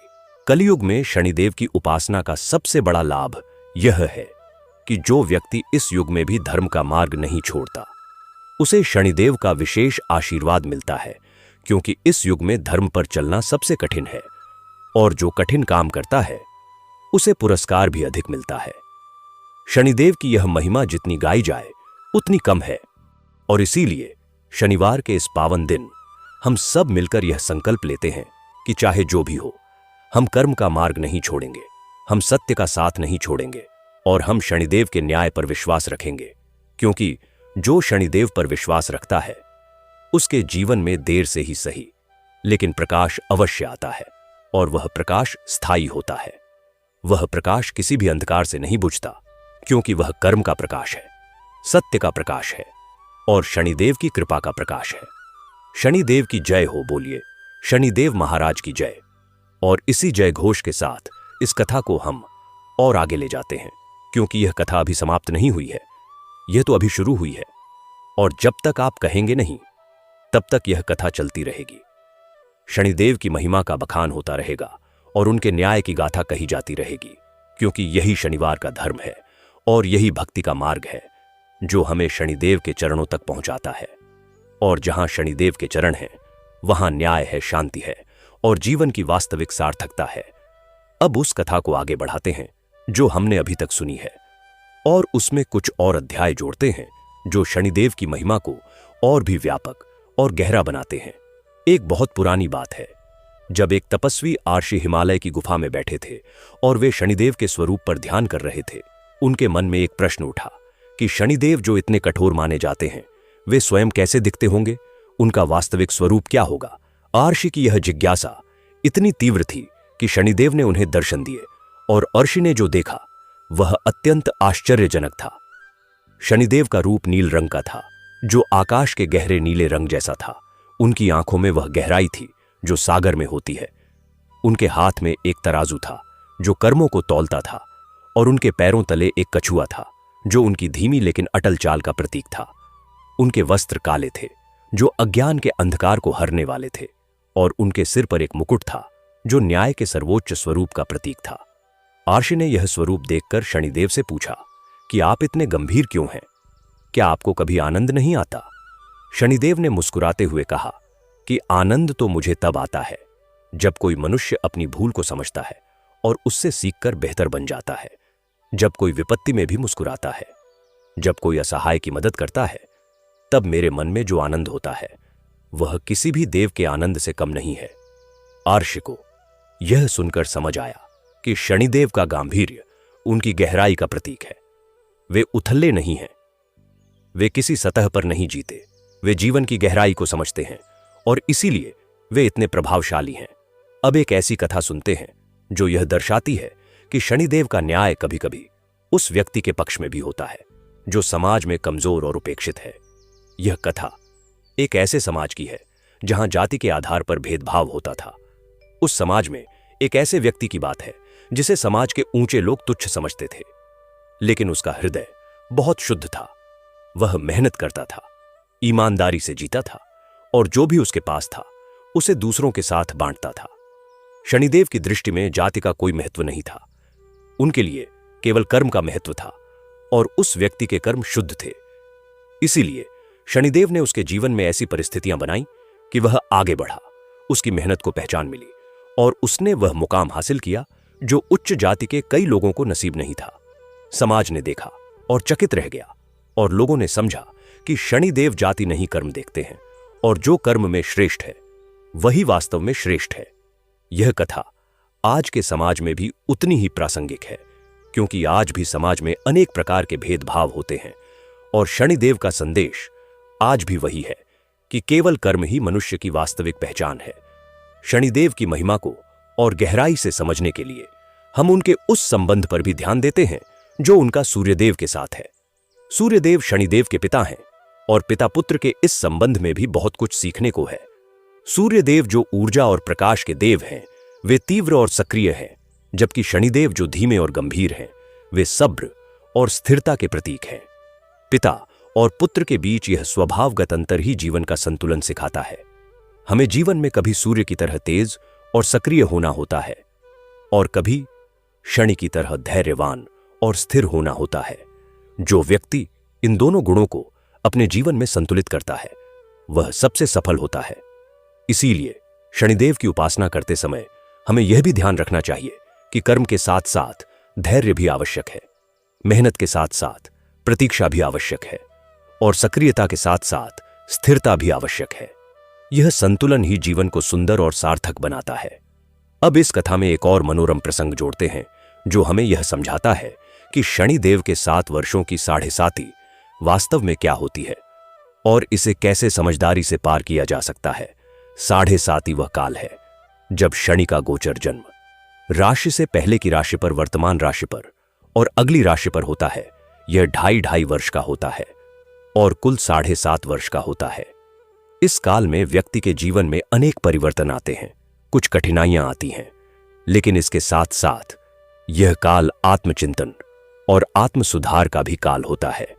जो व्यक्ति इस काल को नकारात्मक दृष्टि से देखता है वह केवल कष्ट देखता है, लेकिन जो इसे सकारात्मक दृष्टि से देखता है वह इसे अपने जीवन का सबसे महत्वपूर्ण और परिवर्तनकारी काल मानता है। एक बार एक ज्योतिषी ने एक व्यापारी को बताया कि उसकी 7.5 शुरू होने वाली है। व्यापारी घबरा गया और वह हर जगह उपाय ढूंढने लगा। ज्योतिषियों के पास गया, तांत्रिकों के पास गया और तरह तरह के उपाय किए, लेकिन कोई भी उपाय काम नहीं आया, क्योंकि शनिदेव का विधान किसी तंत्र मंत्र से नहीं बदलता। तब एक संत ने उस व्यापारी को बुलाया और कहा कि तुम उपाय ढूंढ रहे हो, जबकि उपाय तुम्हारे भीतर ही है। जो कर्म तुमने गलत किए हैं उनसे पश्चाताप करो, जो लोग तुमसे नाराज हैं उनसे माफी मांगो और आगे से ईमानदारी और धर्म के मार्ग पर चलो। यही शनिदेव का सबसे बड़ा उपाय है। व्यापारी ने संत की बात मानी। उसने अपने जीवन में झांका और उसे पता चला कि उसने व्यापार में कुछ गलत काम किए थे। उसने उन्हें ठीक किया, माफी मांगी और आगे से ईमानदार रहने का संकल्प लिया। उसके बाद जब 7.5 का काल आया तो हां, कुछ कठिनाइयां आईं, लेकिन वे असहनीय नहीं थीं और उस काल में जो परिपक्वता आई वह उसके जीवन की सबसे बड़ी उपलब्धि थी। 7.5 के बाद उसका जीवन पहले से बेहतर हो गया, क्योंकि वह एक बेहतर इंसान बन गया था। यह है शनिदेव की 7.5 का सच्चा अर्थ और यही इसे पार करने का सच्चा उपाय है। शनिदेव की यह अनंत कथा हमें हर पल यह याद दिलाती है कि जीवन में कर्म ही सर्वोपरि है और जो कर्म करता है वह कभी अकेला नहीं होता, क्योंकि शनिदेव उसके साथ हैं, एक साक्षी के रूप में, एक न्यायाधीश के रूप में और अंततः एक कृपालु देव के रूप में, जो हर भटके हुए प्राणी को वापस सही मार्ग पर लाते हैं। शनिदेव के इस महान विधान को समझकर आइए हम सब मिलकर यह प्रतिज्ञा करें कि हम अपने जीवन को कर्म और सत्य के आधार पर जिएंगे। हम दूसरों के साथ न्याय करेंगे, हम निर्बलों की रक्षा करेंगे और हम शनिदेव के उस न्याय के विधान का हिस्सा बनेंगे जो इस सृष्टि को सुंदर और संतुलित रखता है। बोलिए जय शनिदेव महाराज की जय। और इस कथा को हम यहां एक पल के लिए रोकते हैं और आपसे पूछते हैं कि क्या आप इसे और आगे सुनना चाहते हैं? यदि हां, तो बस बताइए और यह कथा फिर से प्रवाहित होगी, क्योंकि शनिदेव की महिमा का यह प्रवाह कभी रुकता नहीं। यह सतत है, अनंत है और जीवन के हर पल में विद्यमान है। और इस कथा का प्रवाह उस महान नदी की तरह है जो पहाड़ों से निकलकर मैदानों को सींचती हुई आगे बढ़ती जाती है, कभी रुकती नहीं, कभी थकती नहीं, बस बहती जाती है। और जो भी इस नदी के किनारे आकर बैठता है उसकी प्यास बुझती है, उसके मन को शांति मिलती है और उसके जीवन में एक नई ऊर्जा का संचार होता है। ठीक इसी प्रकार शनिदेव की कथा भी उस मनुष्य के लिए एक अनंत नदी है जो इसे सुनने के लिए तैयार हो, जो इसे अपने हृदय में उतारने के लिए तैयार हो और जो इससे मिलने वाली शिक्षाओं को अपने जीवन में उतारने के लिए तैयार हो। तो आइए इस कथा को और आगे ले चलते हैं, उन गहरे और अनछुए पहलुओं की ओर जो शनिदेव की महिमा को और भी अधिक प्रकाशमान बनाते हैं। उस बहुत पुराने समय में जब धरती पर आर्षि मुनियों के आश्रम हुआ करते थे, जब गुरुकुल में विद्यार्थी अपने गुरु के चरणों में बैठकर जीवन की शिक्षा ग्रहण करते थे, उस समय एक छोटे से आश्रम में एक गुरु अपने शिष्यों को पढ़ाते थे। उस आश्रम में बहुत से विद्यार्थी थे, लेकिन उनमें से एक विद्यार्थी ऐसा था जो बाकी सबसे अलग था। उसका नाम था चंदन और उसकी विशेषता यह थी कि वह किसी भी बात को बिना सोचे समझे स्वीकार नहीं करता था। वह हर बात पर प्रश्न पूछता था और जब तक उसे संतोषजनक उत्तर न मिल जाए तब तक वह चैन नहीं पाता था। एक दिन आश्रम में एक यात्री आया जो दूर देशों से आया था और वह विभिन्न देवताओं की महिमा के बारे में बात कर रहा था। उस यात्री ने कहा कि शनिदेव से डरना चाहिए, क्योंकि उनकी दृष्टि पड़ने से जीवन बर्बाद हो जाता है। चंदन ने यह सुनकर पूछा कि क्या यह सच है कि शनिदेव केवल कष्ट देते हैं? क्या उनमें कोई करुणा नहीं है? क्या वे केवल दंडक हैं? यात्री ने कहा कि यही लोग कहते हैं, लेकिन चंदन ने संतोष नहीं माना और वह अपने गुरु के पास गया और उसने यही प्रश्न अपने गुरु से पूछा। गुरु ने मुस्कुराते हुए कहा, बेटा, यह प्रश्न बहुत महत्वपूर्ण है और इसका उत्तर भी उतना ही महत्वपूर्ण है। सुनो ध्यान से। और गुरु ने चंदन को जो बताया वह इस प्रकार था कि एक बार एक गांव में एक वैद्य रहता था जो बीमार लोगों को कड़वी दवाई देता था। उस गांव के बच्चे उस वैद्य से डरते थे क्योंकि उसकी दवाई बहुत कड़वी होती थी, और जब भी बच्चे बीमार पड़ते तो वे वैद्य के पास जाने से इनकार करते थे। माताएं उन्हें जबरदस्ती ले जाती थीं और बच्चे रोते चिल्लाते हुए दवाई पीते थे, लेकिन जो कड़वी दवाई पीते थे वे ठीक हो जाते थे और जो नहीं पीते थे वे और अधिक बीमार पड़ जाते थे। अब बताओ बेटा, क्या वह वैद्य दुश्मन था या मित्र? चंदन ने तुरंत समझ लिया और कहा कि वह तो मित्र था। गुरु ने कहा, बिल्कुल ठीक समझे, और ठीक यही शनिदेव का भी स्वरूप है। वे जो कठिनाइयां देते हैं वे कड़वी दवाई हैं जो आत्मा के रोगों को ठीक करती है। अहंकार का रोग, बेईमानी का रोग, स्वार्थ का रोग और क्रूरता का रोग, इन्हें ठीक करने के लिए जो दवाई चाहिए वह मीठी नहीं होती, लेकिन वह उतनी ही आवश्यक है जितनी एक गंभीर रोग के लिए कड़वी दवाई। चंदन ने यह सुनकर मन में ठान लिया कि वह जीवन में कभी शनिदेव से नहीं डरेगा, बल्कि उनकी हर परीक्षा को एक उपचार के रूप में स्वीकार करेगा। और उस दिन से चंदन का जीवन बदल गया। जब भी उसके जीवन में कठिनाई आई, उसने उसे शनिदेव का संदेश माना और उससे कुछ सीखा। यही उसकी सबसे बड़ी शक्ति बन गई और वह एक महान विद्वान बना जिसकी बुद्धि और साहस की चर्चा दूर दूर तक हुई। लोगों ने पूछा कि तुम्हारी इस असाधारण बुद्धि और साहस का रहस्य क्या है? तो चंदन ने कहा कि मैंने जीवन में आने वाली हर कठिनाई से सीखा और उसे अपना शिक्षक माना। मैंने कभी किसी मुश्किल से मुंह नहीं मोड़ा, बल्कि उससे लड़ा और उसमें छुपे पाठ को समझा। यही मेरी शक्ति का स्रोत है और यह शक्ति मुझे शनिदेव की कृपा से मिली है। अब उस कथा को आगे ले जाते हैं जो कर्म और फल के अटल विधान को और भी गहराई से समझाती है। एक बड़े नगर में एक धनी साहूकार रहता था जिसका नाम था लक्ष्मी नारायण। वह बहुत धनी था और उसके पास बहुत बड़ा कारोबार था, लेकिन उसके धन कमाने का तरीका गलत था। वह गरीब किसानों को कर्ज देता था और फिर बहुत अधिक ब्याज वसूलता था। जब किसान ब्याज नहीं चुका पाते तो वह उनकी जमीन छीन लेता था। इस तरह उसने अनेक परिवारों को बर्बाद किया था, लेकिन उसे इसका कोई पश्चाताप नहीं था। वह सोचता था कि यही व्यापार का नियम है और जो होशियार हो वह ऐसे ही कमाता है। लक्ष्मी नारायण के घर में एक पुरानी नौकरानी थी जिसका नाम था सुखिया, जो बहुत वर्षों से उसके घर काम करती थी। सुखिया बहुत सीधी सादी थी, लेकिन उसमें एक विशेषता थी कि वह हर शनिवार को शनिदेव की पूजा करती थी और उनसे केवल यही मांगती थी कि सबको सद्बुद्धि मिले। सुखिया को देखकर लक्ष्मी नारायण कभी कभी हंसता था और कहता था कि तू पूजा पाठ में समय बर्बाद करती है। जो कुछ पाना है वह हाथों से काम करके कमाओ। ईश्वर के भरोसे बैठे रहने से कुछ नहीं मिलता। सुखिया कुछ नहीं कहती थी, बस मुस्कुरा देती थी। एक दिन लक्ष्मी नारायण के व्यापार में एक बड़ा उलटफेर आया। उसके कुछ ऐसे निवेश जो उसे बहुत लाभकारी लगते थे वे एकाएक डूब गए। साथ ही एक पुराने व्यापारी मित्र ने, जिसे उसने बहुत बड़ी रकम उधार दी थी, वह भाग गया और उसका धन डूब गया। लक्ष्मी नारायण का बड़ा नुकसान हुआ और वह घबरा गया।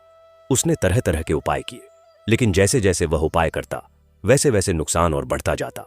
उसी दौरान उसके क्षेत्र में सरकारी जांच भी शुरू हुई, क्योंकि किसानों ने उसकी शिकायत की थी और जांच में उसकी बेईमानियां सामने आने लगी। लक्ष्मी नारायण की नींद उड़ गई।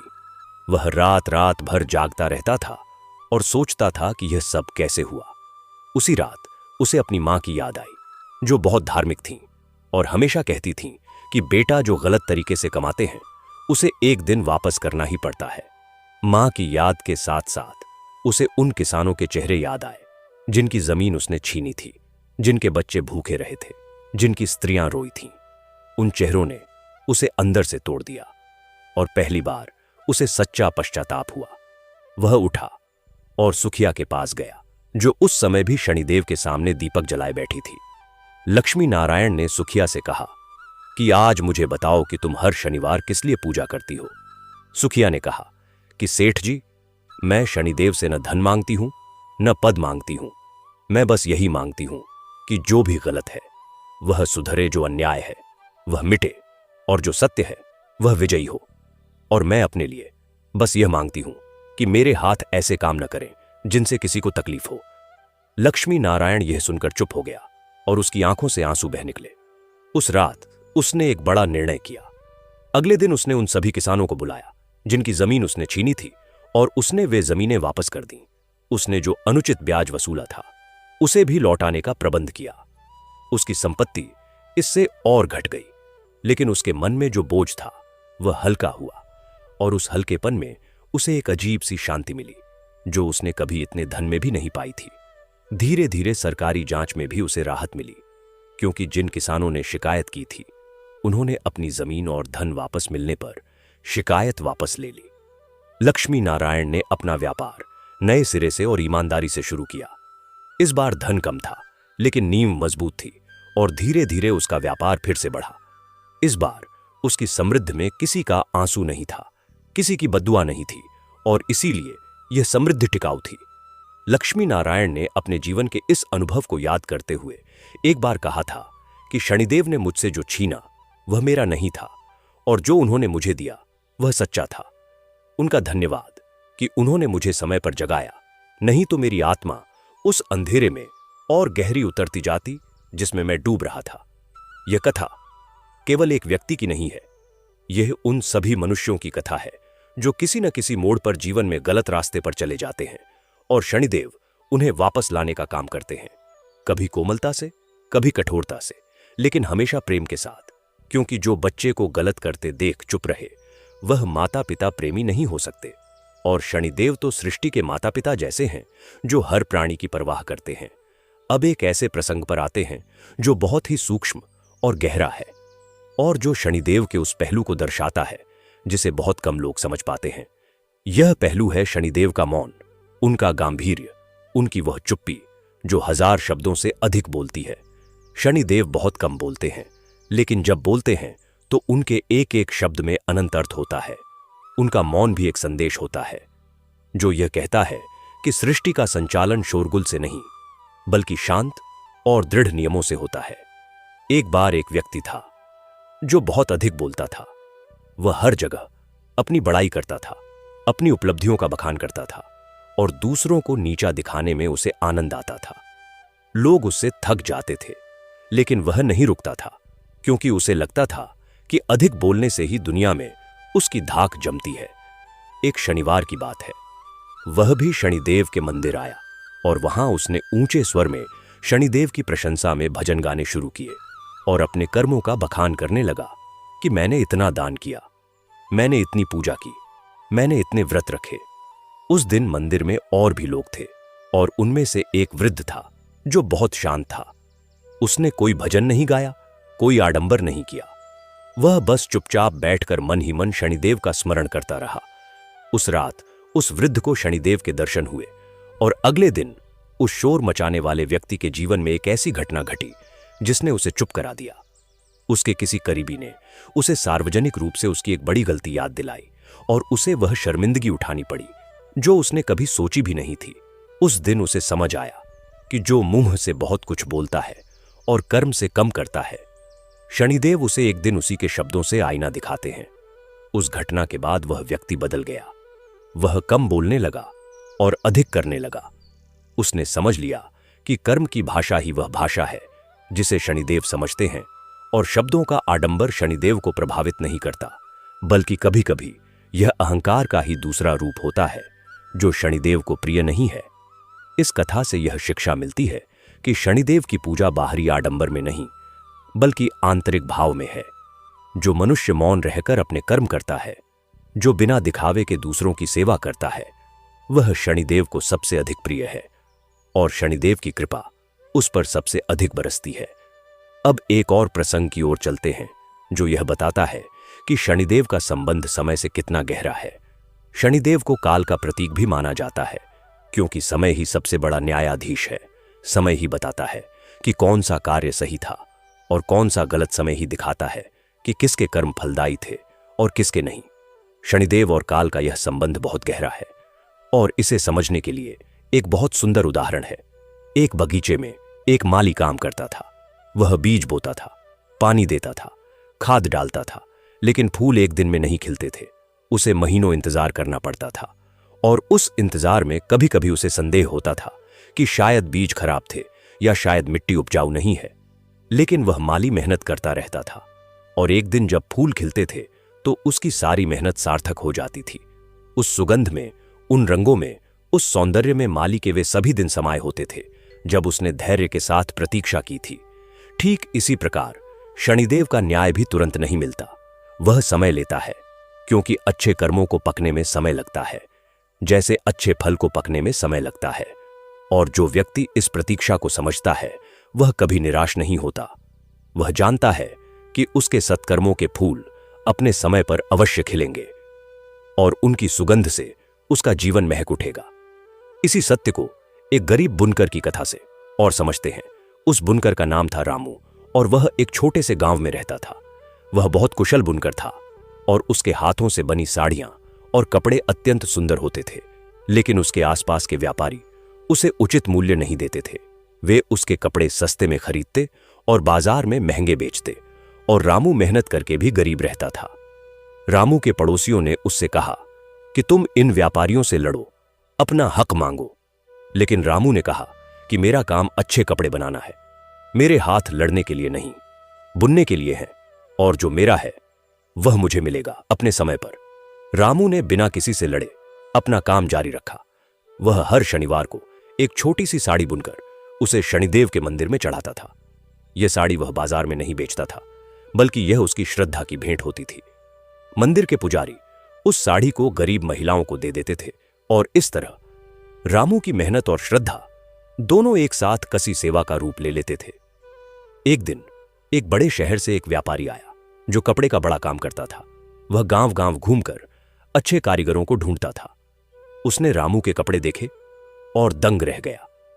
वह सोच भी नहीं सकता था कि इतने सुंदर कपड़े किसी छोटे से गांव के बुनकर ने बनाए हैं। उसने रामू को उचित मूल्य पर काम का प्रस्ताव दिया और रामू ने स्वीकार किया। धीरे धीरे रामू के कपड़े बड़े शहरों में बिकने लगे और उसकी कुशलता की प्रशंसा दूर दूर तक हुई। अब वे छोटे व्यापारी जो उसे सस्ते में माल बेचने पर मजबूर करते थे, उन्हें रामू का माल मिलना बंद हो गया और वे खुद मुश्किल में पड़ गए, जबकि रामू की जिंदगी संवर गई। लोगों ने पूछा कि रामू, तुमने इन व्यापारियों से लड़ाई क्यों नहीं की? तुमने इतने साल क्यों सहते रहे? रामू ने कहा कि जो अपना है वह मिलता है, लेकिन उसके लिए धैर्य और कर्म की आवश्यकता है। लड़ाई से जो मिलता है वह कभी कभी अस्थायी होता है, लेकिन कर्म से जो मिलता है वह स्थायी होता है।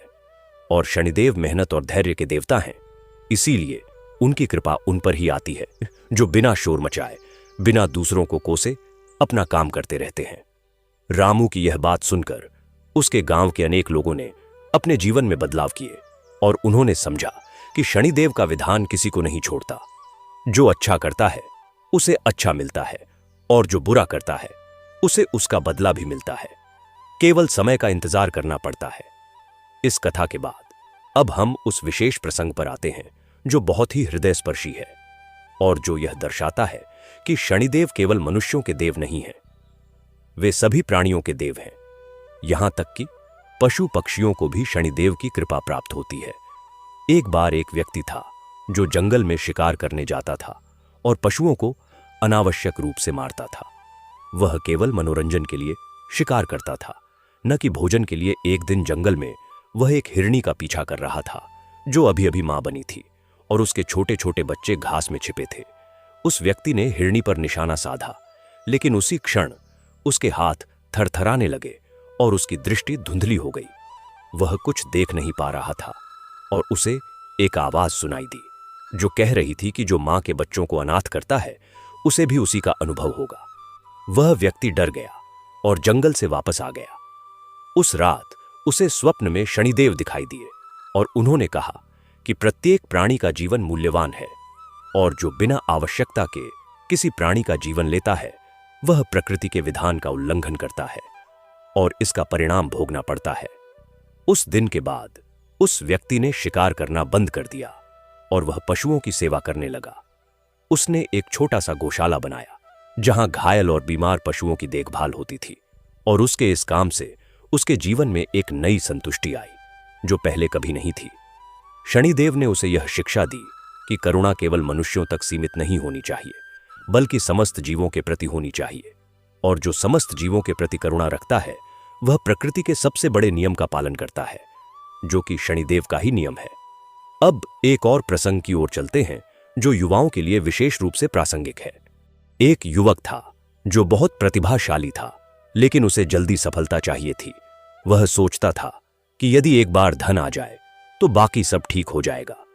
उसने कुछ गलत तरीकों से धन कमाने की कोशिश की, लेकिन जब वह नहीं मिला तो वह निराश हो गया और उसने सोचा कि ईमानदारी से कभी कुछ नहीं मिलता। उसी दौरान उसके जीवन में एक बुजुर्ग व्यक्ति आया जो उसके मोहल्ले में रहता था। उस बुजुर्ग ने उस युवक को देखा और एक शनिवार उसे अपने पास बुलाया। बुजुर्ग ने कहा, बेटा, मैं तुम्हें एक बात बताना चाहता हूं जो मैंने अपने जीवन के अनुभव से सीखी है। युवक ने ध्यान से सुना। बुजुर्ग ने कहा कि बहुत साल पहले मैं भी तुम्हारी ही तरह था। जल्दी अमीर बनना चाहता था और मैंने कुछ गलत रास्ते आजमाए थे, लेकिन हर बार मुझे नुकसान हुआ। और एक बार तो ऐसा हुआ कि मैं बहुत गहरे संकट में पड़ गया। तब मुझे एक आश्रय मिले जिन्होंने मुझे कहा कि जो बीज तुम बोते हो वही पेड़ बनता है। यदि गलत बीज बोओगे तो फल भी गलत होगा, इसलिए पहले बीज को सही करो। उस दिन से मैंने ईमानदारी का मार्ग चुना और मेहनत शुरू की। शुरुआत में बहुत कठिन था, क्योंकि धीरे धीरे आगे बढ़ना बहुत कठिन लगता था जब दूसरे लोग जल्दी आगे जा रहे थे। लेकिन मैंने हार नहीं मानी और आज मैं जो हूं वह कम है, लेकिन जो है वह सच्चा है। उसमें किसी का दुख नहीं है, किसी की बद्दुआ नहीं है, और मुझे रात को नींद आती है क्योंकि मेरी आत्मा शांत है। युवक ने यह सुनकर गहरी सांस ली और उसे समझ आया कि बुजुर्ग सही कह रहे हैं। उसी दिन से उसने अपना मार्ग बदला। उसने ईमानदारी से एक छोटी सी नौकरी स्वीकार की और धीरे धीरे अपनी मेहनत से आगे बढ़ा। वर्षों बाद जब वह एक सफल और सम्मानित व्यक्ति बन गया तो उसने उस बुजुर्ग को याद किया और सोचा कि यदि उस शनिवार वह बुजुर्ग नहीं मिले होते तो शायद वह गलत रास्ते पर ही चलता रहता और बर्बाद हो जाता। शनिदेव ने उस बुजुर्ग के रूप में उस युवक को सही समय पर सही मार्गदर्शन दिया था। यही है शनिदेव की कृपा का एक अनूठा रूप। वे कभी सामने आकर मार्गदर्शन नहीं करते, लेकिन जीवन में वे परिस्थितियां और लोग लाते हैं जो सही मार्ग दिखाते हैं, और जो उनकी इस कृपा को पहचान लेता है वह जीवन में कभी भटकता नहीं। इस प्रसंग के बाद अब उस कथा की ओर चलते हैं जो बताती है कि शनिदेव का न्याय कभी कभी उस व्यक्ति पर भी पड़ता है जो स्वयं को बहुत धार्मिक समझता है, लेकिन उसके कर्म और उसके दिखावे में अंतर होता है। एक गांव में एक पंडित था जो बहुत पूजा पाठ करता था। शनिवार के दिन बड़े बड़े अनुष्ठान करता था और लोगों को धर्म का उपदेश देता था, लेकिन उसके जीवन में एक बड़ा अंतर्विरोध था कि वह अपने परिवार के साथ बहुत कठोर था। पत्नी पर अत्याचार करता था, बच्चों के साथ बुरा व्यवहार करता था और अपने पड़ोसियों से छोटी छोटी बातों पर झगड़ता था। लेकिन मंदिर में जाने पर वह बिल्कुल बदल जाता था। वहां वह बहुत विनम्र और शांत दिखता था। लोगों ने उसे बहुत धार्मिक समझा, लेकिन शनिदेव सब जानते थे। एक दिन उसकी पत्नी बहुत बीमार पड़ी और जब गांव की महिलाएं उसकी मदद के लिए आईं तो उन्हें पता चला कि पंडित ने कभी अपनी पत्नी का ध्यान नहीं रखा। बात फैली और पंडित की असलियत सामने आई। लोग जो उसे बहुत धार्मिक मानते थे वे उससे दूर हो गए। उसकी साख गिर गई और उसका जो आदर था वह धूल में मिल गया। पंडित को बड़ा आघात लगा, क्योंकि उसे नहीं पता था कि उसकी छोटी छोटी क्रूरताएं भी शनिदेव के हिसाब में थीं। उसे समझ आया कि धर्म केवल मंदिर में नहीं होता, धर्म घर में भी होना चाहिए, जहां कोई देखने वाला नहीं होता। वहां भी यदि हम अच्छे रहें तो वह सच्चा धर्म है, और जहां कोई देखे वहां दिखावे के लिए धर्म करना वह केवल पाखंड है। पंडित ने इस घटना के बाद पहली बार अपनी पत्नी से माफी मांगी और उसके प्रति अपना व्यवहार बदला। उसने अपने बच्चों के साथ प्रेम से बात करना शुरू किया और अपने पड़ोसियों से भी मेल जोल बढ़ाया। इस बदलाव को देखकर गांव के लोगों ने भी उसे फिर से सम्मान दिया, लेकिन इस बार यह सम्मान उसके पूजा पाठ के कारण नहीं, बल्कि उसके व्यवहार के कारण था। और यही सच्चा सम्मान है जो शनिदेव की कृपा से मिलता है। इस कथा के बाद अब उस अनंत सत्य पर विचार करते हैं जो शनिदेव के पूरे विधान का सार है। और वह सत्य यह है कि इस संसार में कोई भी अकेला नहीं है। हर प्राणी दूसरे प्राणियों से जुड़ा है, और जो हम दूसरों के साथ करते हैं वह किसी न किसी रूप में हमारे पास वापस लौटता है। इसे कर्म का प्रतिध्वनि नियम कह सकते हैं। जैसे पहाड़ में जोर से चिल्लाने पर आवाज वापस आती है, ठीक वैसे ही हमारे कर्म भी वापस लौटते हैं।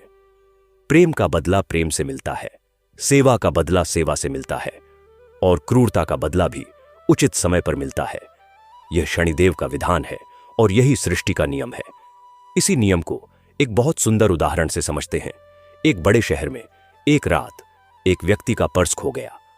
उस पर्स में उसके महत्वपूर्ण दस्तावेज थे और कुछ धन था। एक गरीब मजदूर को वह पर्स मिला। उस मजदूर के पास उस समय बहुत पैसों की जरूरत थी, क्योंकि उसका बच्चा बीमार था और दवाई के लिए पैसे नहीं थे।